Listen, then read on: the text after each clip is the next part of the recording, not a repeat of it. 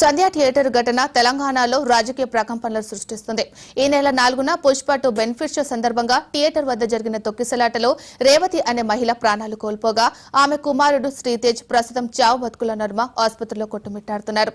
ఈ ఘటనకు బాధ్యుడిని చేస్తూ హీరో అల్లు అర్జున్ ను అరెస్టు చేసిన సంగతి తెలిసిందే.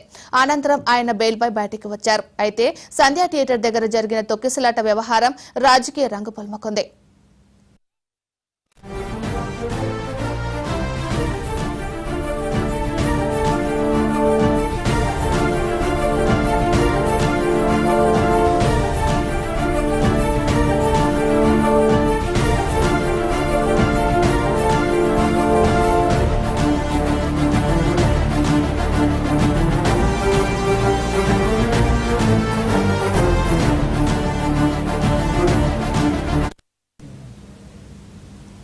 ఈ ఇన్సిడెంట్స్ రాజకీయంగానూ పెనుదుమారం రేపింది. ఈ వ్యవహారంలో పార్టీలు అనుకూల, ప్రతికూల వర్గాలుగా విడిపోయాయి. ఎవరి వాదనతో వారు ముందుకెళ్తున్నారు. రాజకీయాలకు ఏమాత్రం తీసిపోకుండా సినిమా విషయంలోనూ ఒకరిపై ఒకరు ఆరోపణలు, ప్రత్యారోపణలకు దిగుతున్నారు. అల్లు అర్జున్ అరెస్టు నుంచే పార్టీలో ఈ ధోరణి కనిపిస్తోంది. ప్రధాన పార్టీలు 2 కేటగిరీలుగా విడిపోయి ప్రవర్తిస్తున్నాయి.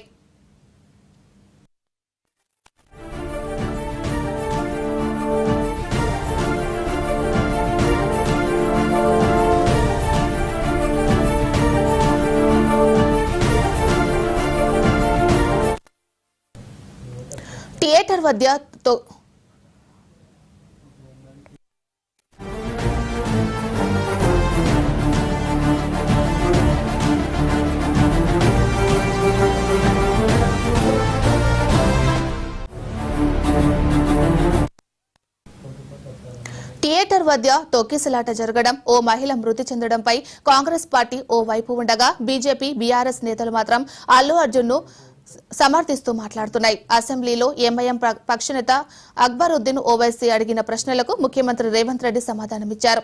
అసలు ఘటన స్థలంలో ఏం జరిగిందో డీటెయిల్ గా వివరించారు. దీనిపై అదే రోజు సాయంత్రం అల్లు అర్జున్ ప్రెస్ మీట్ పెట్టి వివరణ ఇచ్చారు.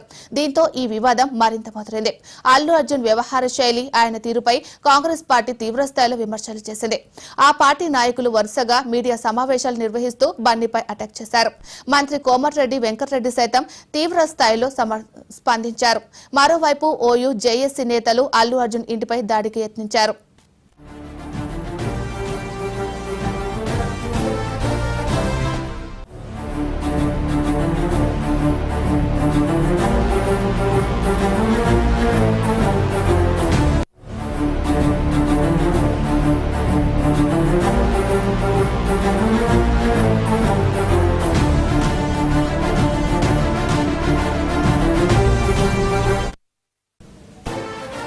మరోవైపు బీజేపీ నాయకులు అల్లు అర్జున్ కు అండగా నిలిచారు.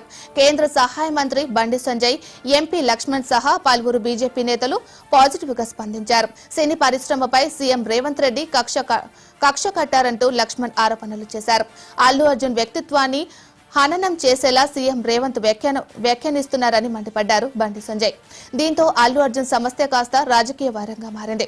సంధ్య థియేటర్లో జరిగిన తొక్కిసలాట ఘటనపై ఏపీ బీజేపీ రాష్ట్ర అధ్యక్షురాలు పురంధేశ్వరి స్పందించారు. తొక్కిసలాట ఘటన అల్లు అర్జున్ ప్రేరేపించింది కాదన్నారు. మొత్తానికి ఈ ఇన్సిడెంట్స్ రాజకీయంగానూ పెనుదుమారం రేపింది.